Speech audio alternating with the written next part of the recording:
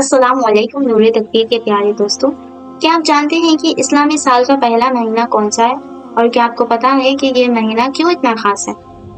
آج ہم ایک ایسے مہینے کے بارے میں بات کریں گے جو ہمارے پیارے نبی صلی اللہ علیہ وسلم کے نزدیک بہت ہی اہمیت رکھتا ہے۔ جی ہاں، ہم بات کر رہے ہیں محرم کے بارے میں۔ ہم نئے اسلامی کیلنڈر کا آغاز کر رہے ہیں اور وہ محرم کا مہینہ ہے۔ یہ مہینہ نہ صرف اسلامی سال کا پہلا مہینہ ہے بلکہ ایک مقدس مہینہ بھی ہے۔ ہمارے پیارے نبی صلی اللہ علیہ وسلم نے فرمایا کہ رمضان کے بعد سب سے بہترین روزہ شہر اللہ محرم میں ہے، یعنی اللہ کا مہینہ المحرم۔ سوچئے، ہمارے پیارے نبی صلی اللہ علیہ وسلم نے محرم کو اللہ کا مہینہ کہا اور کسی اور مہینے کو شہر اللہ نہیں کہا گیا۔ یہی اس مہینے کی بہت بڑی اہمیت ہے۔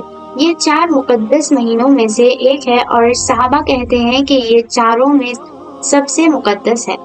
جب عمر بن خطب نے اسلامی کیلنڈر کو لاگو کیا، انہوں نے یہ بحث کی کہ کس مہینے سے آغاز کیا جائے۔ بہت سے صحابہ نے کہا کہ محرم سے سال کا آغاز ہونا چاہیے، کیونکہ یہ مہینہ اپنی برکت اور حج کے بعد آنے کی وجہ سے نئی شروعات کا مہینہ ہے۔ اس طرح سے محرم پہلا مہینہ بن گیا اور آج تک ہے۔ ابن عباس روایت کرتے ہیں کہ رسول اللہ صلی اللہ علیہ وسلم نے کبھی زیادہ فکر نہیں کی روزے رکھنے کی، سوائے عشرہ کے دن محرم کے مہینے میں۔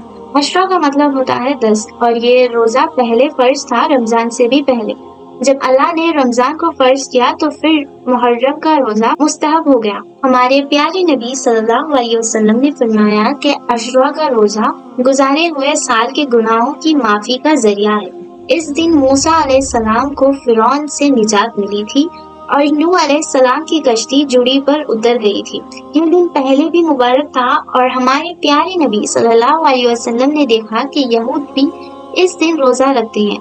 رسول اللہ صلی اللہ علیہ وسلم نے کہا، ہم موسیٰ سے زیادہ حق رکھتے ہیں تم سے، اور اس لیے انہوں نے سب کو 10ویں محرم کا روزہ رکھنے کی تاکید کی۔ ہمارے پیارے نبی صلی اللہ علیہ وسلم نے کہا، اگر میں ایک اور سال زندہ رہا تو میں 9 اور 10 کا روزہ رکھوں گا۔ حالانکہ انہوں نے یہ نہیں دیکھ پائے کیونکہ ان کا انتقال اسی سال ہوا، لیکن انہوں نے ہمیں اس روزے کی اہمیت بتائی۔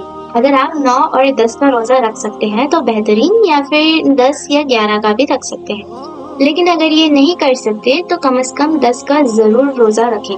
یہ وہ دن ہے جو آپ کے گزارے ہوئے سال کے گناہوں کی معافی کا ذریعہ بنتا ہے، اگر آپ سچائی اور اخلاق کے ساتھ روزہ رکھیں تو۔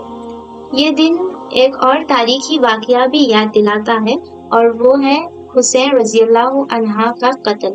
یہ قتل محرم کی مقدس سے تعلق نہیں رکھتا۔ محرم پہلے بھی مبارک تھا اور حسین رضی اللہ عنہ کے شہید ہونے کا اس کی برکت سے کوئی تعلق نہیں۔